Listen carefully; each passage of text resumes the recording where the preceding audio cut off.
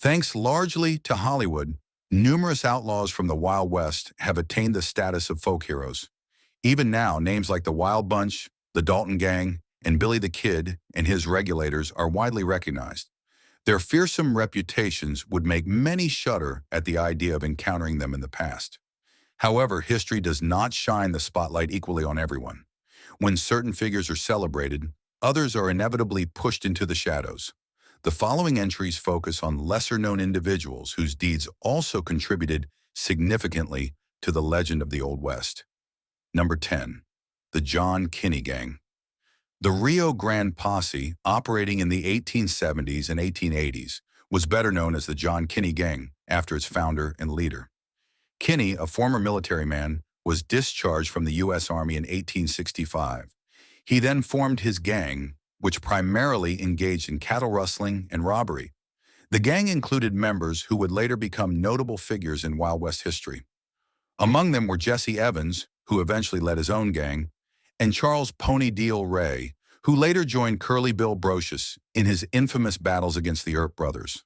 A pivotal moment for the Kinney Gang occurred in 1878 when they participated in the Lincoln County War, clashing with Billy the Kid and his Regulators. According to legend, Billy the Kid shot off part of Kinney's ear during a gunfight. After the conflict ended, some members stayed with Kinney, while others joined Evans's new gang. The posse's downfall came in 1883, when Kinney was arrested for cattle rustling. By the time he was released, most of the gang members were either dead or in prison. Kinney chose not to return to a life of crime. Instead, he rejoined the Army during the Spanish-American War, avoiding further criminal activities. Number 9. The Ketchum Gang. Tom "Black Jack" Ketchum began his criminal activities alongside his older brother Sam in the mid-1890s. The brothers were suspected of being involved in the 1896 disappearance and presumed death of Texas Senator Albert Fountain and his 8-year-old son Henry. In the same year, the Ketchum brothers engaged in a violent confrontation after robbing a store. Store owner Levi Hirstein organized a small posse to pursue them. A confrontation followed, resulting in the deaths of Levi and a companion, while the remaining posse members barely escaped. As the Ketchum Gang expanded, they shifted their focus to robbing trains and stagecoaches. The gang included notable outlaws who would later join Butch Cassidy's Wild Bunch, such as Ben Tall Texan, Kilpatrick, and Harvey Kid Curry Logan. In 1899, Sam Ketchum led the gang in a successful train robbery without Tom. However, they were soon pursued by a posse, resulting in a gunfight where several gang members, including Sam, were either killed or severely injured. Following this, Black Jack attempted a train robbery on his own. During the attempt, the conductor recognized him and injured him with a shotgun blast, severing his right arm. Ketchum was subsequently captured and arrested. Tom Ketchum's fate was notably grim. His execution was poorly carried out, resulting in a horrific scene in front of many spectators. Number 8. The Innocents. The Innocents were either the most ruthless gang in Old West history or scapegoats used by an equally ruthless group of vigilantes. Opinions vary widely on this matter. According to the official version, the Innocents were highwaymen active in the Montana Territory during the gold rush, targeting travelers transporting gold between cities. They were led by a corrupt sheriff named Henry Plummer and were said to have killed over 100 people before being stopped by a vigilante group. Many of the Innocents, including Plummer, were hanged following brief trials or, in some cases, no trials at all. This narrative held for over a century, but in recent decades, historians began questioning the extent of the Innocents' activities or even their existence. While there are records of multiple gold robberies and murders from that period, there is little evidence linking these crimes together under a single gang. The alleged victims were reportedly buried, burned, or hidden, but none were ever found, nor was the stolen gold. The official story's credibility largely stemmed from its source. Many of the vigilantes who pursued the Innocents became prominent figures in Montana's early statehood, including Thomas Dimsdale, Montana's first newspaper editor and author of The Vigilantes of Montana. The debate over the Innocents' true nature was highlighted by Sheriff Henry Plummer's posthumous trial in 1993. The jury's verdict was split 6-6, resulting in a mistrial, reflecting the ongoing uncertainty about this controversial chapter of Wild West history. Number 7. Red Jack Gang outlaw loot. The Red Jack Gang was active in the early 1880s, focusing on stagecoach robberies along the San Pedro River in Arizona. The gang was led by Red Jack Almer, recognized for his distinctive ginger hair and pale complexion, which gave him a youthful and somewhat delicate appearance. Although the gang conducted several successful heists, their most notable accomplishment occurred on August 10th, 1883. On that day, they targeted a Florence Globe stagecoach carrying a Wells Fargo strongbox filled with a substantial amount of gold. Before the robbery, Almer boarded the stagecoach as a passenger to verify the presence of valuable cargo. Reports vary on whether he left the stagecoach before the heist or stayed on and signaled his accomplices. According to a colorful legend, Red Jack also took advantage of his appearance by cleverly wearing dresses and disguising himself as a woman to deflect suspicion. Regardless of the accuracy of this tale, the gang managed to steal thousands of dollars in gold, which was never recovered. The gang's activities eventually attracted the attention of law enforcement, leading to several posses pursuing them. Almer was ultimately killed in a confrontation with Sheriff Bob Paul, an associate of Wyatt Earp. Number 6, the Bummers. While many of the Old West's notorious gangs became infamous through cattle rustling, robberies, and shootouts, the Colorado Territory faced a less ambitious group. This gang of misfits, known as the Bummers, was led by Eddie Shooter Coleman. They primarily targeted the mining settlement of Auraria, now part of Denver. The Bummers engaged in petty theft and vandalism, exploiting the lack of formal law enforcement in the unincorporated territory. At night, they would become rowdy and intoxicated, firing their guns into the air to intimidate the town's law-abiding citizens. Their behavior became increasingly disruptive and alarming. The Bummers' antics reached a breaking point during the Christmas holiday of 1859, when they stole a farmer's wagon full of turkeys meant for Christmas dinners. This act of theft sparked what came to be known as the Turkey War. Fed up with the gang's behavior, the townspeople formed a vigilante posse. A violent confrontation ensued, resulting in the death of one Bummer and the lynching of several others. The remaining members of the gang got the message and dispersed, leaving town for good. Number 5. The Dodge City Gang of Las Vegas, New Mexico. Unlike many other criminal groups of its time, the Dodge City Gang had grand ambitions. Their goal was to control the political and economic landscape of the rapidly growing Las Vegas, New Mexico, through corruption, intimidation, and violence. Active for a few months in 1879, the gang was largely composed of gunslingers who had previously fought together during the railroad wars in New Mexico. The group's leader was Hyman Neal, also known as Hoodoo Brown. Leveraging his reputation as a gunfighter, Neal secured a position as Justice of the Peace with a promise to combat corruption. However, he instead appointed his fellow gunslingers to key law enforcement roles. Joe Carson became chief of police, mysterious Dave Mather was made deputy marshal, and Dave Rudabaugh took on the role of policeman. Carson was soon killed in a confrontation, and despite their official roles, the gang members continued to engage in occasional robberies. Their criminal activities eventually drew the attention of Deputy John Sherman, who gathered a group of honest men to apprehend the gang in the act. Most of the gang members were arrested.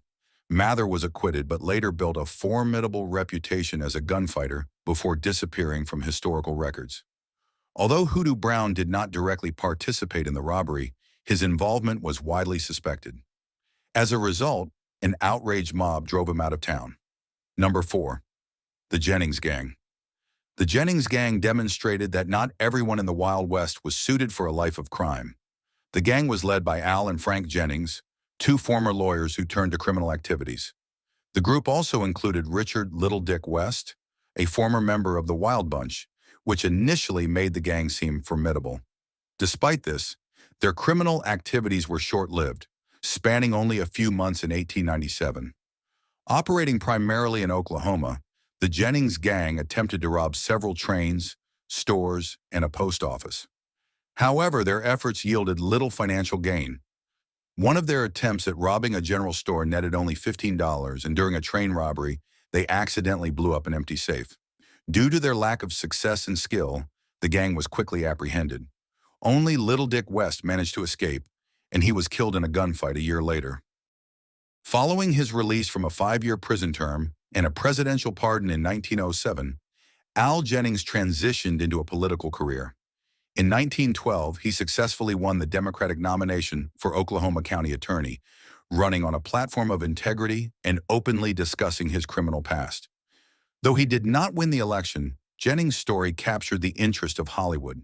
He embarked on a new career as a silent film actor, amassing 24 acting credits, including a lead role in a 1914 biopic about his life titled Beating Back.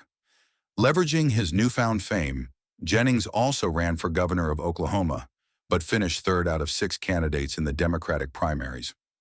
Number 3. McCanley's Gang of Nebraska. The event that occurred on July 21, 1861 at Rock Creek Station in Nebraska is known as the McCanley's Massacre. Accounts of the incident vary widely. Some reports suggest that 3 individuals acted in self-defense against a dangerous gang that was seeking trouble. Others argue that the McCanley's gang may not have existed and that these 3 individuals committed premeditated murder to escape a debt. Regardless of the true circumstances, this shootout played a significant role in the formation of the legend surrounding Wild Bill Hickok. David McCandless was the owner of the property where Rock Creek Station was located. At the time, a young James Butler Hickok was employed there as a stock tender. According to popular accounts, McCandless was a feared outlaw who, along with his gang, caused terror in the region. On that day, McCandless and his associates, James Woods and James Gordon, arrived to collect payment from the station manager, Horace Wellman. When Wellman was unable to provide the full amount, McCandless reportedly became aggressive and attempted to harm him. Fortunately, Hickok and another stock tender named Brink were present and came to Wellman's aid. In the subsequent confrontation, McCandless and his 2 companions were shot. Hickok faced charges of murder but was later acquitted. Another version of the story comes from Monroe McCandless, David's 12-year-old son, who witnessed the event but was not permitted to testify due to his age. Monroe claimed that his father and his men arrived unarmed and were attacked without cause by Hickok, Wellman, and Brink. According to Monroe, Wellman also tried to attack him with a hoe but missed, allowing the boy to escape. Number 2. The Reynolds Gang. The true nature of the Reynolds Gang remains a topic of debate, though their history is undeniably intriguing and largely forgotten today. Composed of former Confederate soldiers, the gang turned to outlawry in the Colorado Territory. Led by Jim and John Reynolds, they focused on robbing stagecoaches traveling through the Kenosha Pass and were known to use violence when necessary. Some historians argue that the gang maintained their allegiance to the Confederacy. According to this view, their operations were intended to disrupt Union supply lines, with the stolen funds meant to support the Confederate Army. Despite these claims, public sentiment eventually shifted, leading to the formation of a posse. On July 31, 1864, the posse confronted the gang, resulting in a gunfight. 1 member of the gang was shot, and 5 others were captured. Only John Reynolds and Jack Stowe managed to flee into New Mexico. Following their capture, there was further controversy. The official accounts suggested that the prisoners were killed during a failed escape attempt. However, an investigation by Confederate sympathizers later claimed that the men were executed while chained to a tree on the orders of Colonel Chivington, the same individual responsible for the Sand Creek Massacre. 7 years later, John Reynolds partnered with Al Brown. After Reynolds was mortally wounded in a gunfight, he allegedly revealed to Brown the location where he had buried the stolen money. Brown attempted to recover the treasure at Mount Logan, but was unsuccessful due to a landslide that had altered the landscape. Since then, treasure hunters have actively searched the area in hopes of finding Reynolds' lost treasure. Number 1. The Jack Taylor Gang.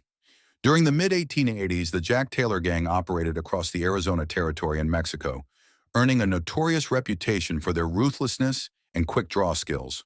Their criminal activities included the murder of 4 passengers during a single train robbery, as well as killing 4 train crew members in separate incidents.